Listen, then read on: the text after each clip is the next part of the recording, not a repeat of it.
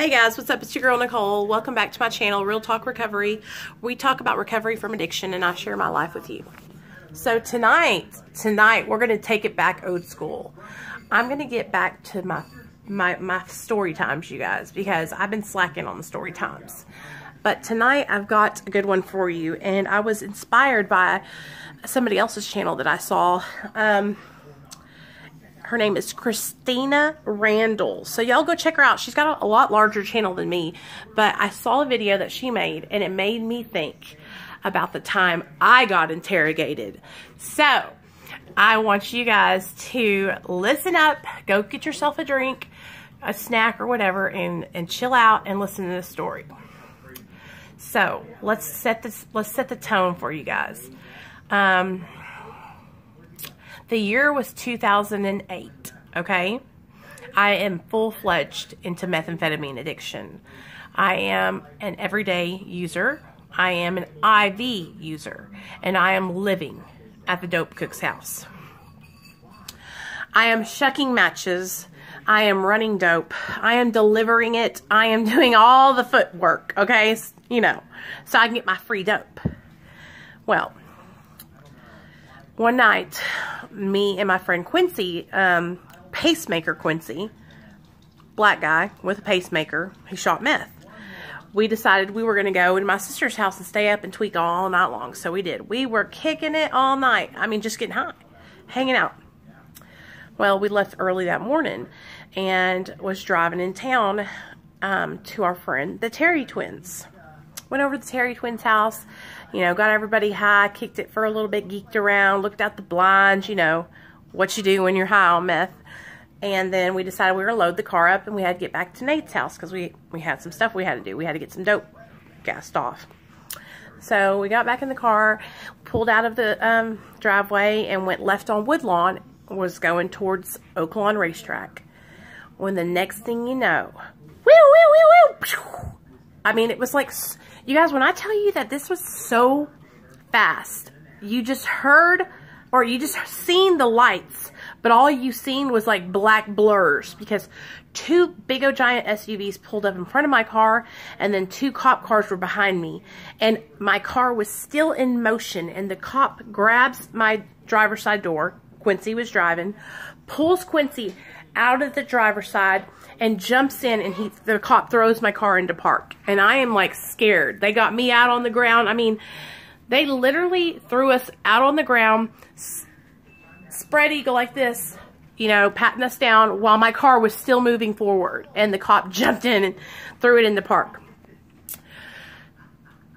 I had no idea. I had never been arrested before. I'd never been in trouble. And I had rigs in my purse. I had weed in my purse. I had a bong in my trunk. I had weed in my glove box. I had meth in my car. I had all kinds of stuff to use to make meth in the trunk.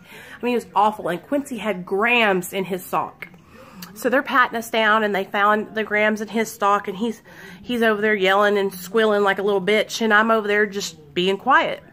And the cop's like, patting me down. He's like, is there anything that's going to stick me? You know, and Nicole, let me know. I'm like, no, there's not.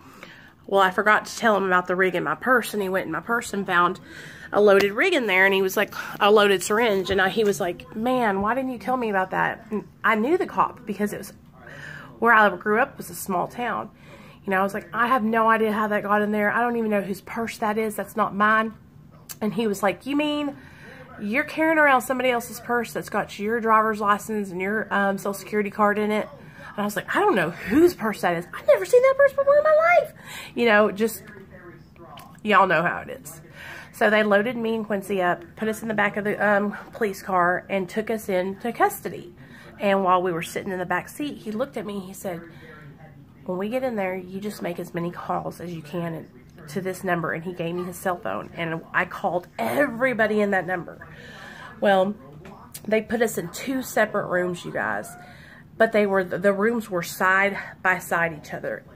And I remember Mr. Jessup was his last name. Sheriff Jessup came in and he was sitting there and he was yelling at me like, your family's a good family, Nicole. This is going to go on your record for the rest of your life. You've got to tell us, where are y'all getting these drugs from? And I was like, dude, I have no idea. Like, I don't even know whose purse that is. I mean, I am still, like, adamant that I have no idea where all this meth is coming from, right? We had like a lot of meth, and we had a lot of like, not contraband, but like stuff to make meth with, like utilities that you make, whatever it's called, manufacturing stuff. So I'm like, dude, I don't know. Like, I'm not like that. Like, and even if I was like that, I'm not going to say nothing. And he sat there and he was like, if you just make 3 confirmed buys, and he kept on repeating himself. Well, I'm sitting there, and first of all, you don't fuck around with Pacemaker Quincy. This dude was crazy. And I'm sitting there, and the Officer Jessup is steadily grilling me, and all of a sudden I hear boom, boom, boom on the side of the wall, and it's fucking Quincy next door telling me, basically, don't say a fucking word. And so I remember I was so scared. I sat there and I didn't say anything for the rest of the time I was in there. And then next thing I know, DeMayo, come on, you're getting out. I was like, what? My parents are getting me out. Yes. You know, because I, of course, had called my mom and dad and been like, y'all gotta come get me. And of course, my mom and dad were like, hell no, you're staying there. Rot. You know? Well, Quincy ended up getting me out.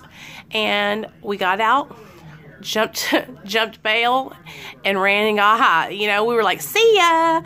But it was like, it was so crazy how the cop would sit there, and it was like, I'm telling him, like, I'm not going to tell him who we have been getting dope from. I'm not going to tell him whose house we've been at. But he, like, steady trying to get me to say something. And it's like, for me, a girl who has never been in trouble for, who, like, I didn't rat, you know what I'm saying? But, like, I guess what I'm saying is, like, how do dudes that have, like, done this and gotten in trouble so many times squill on each other? Like, I know better than that. Like, why would you do that? Like, I got caught because I was driving with dope in my car. I'm not going to rat on somebody else that wasn't there. You know what I mean? Like, what for? They weren't even with me. Like, so why am I going to tell on them? And it's like, because people don't want to take responsibility. Because people are pussies. And they're like, you know what? I'm going to rat somebody else so that way I don't have to do the time for my crime. Well, I'm not like that. And I've done the time for my crime.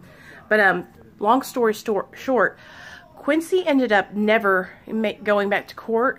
He jumped, and I've never seen him since, you guys, like, ever. I don't think he ever went back to jail on that charge. I ended up going to prison on that charge because they gave me 3 years probation. I failed every drug test for a year, and then they revoked me and sent me to prison.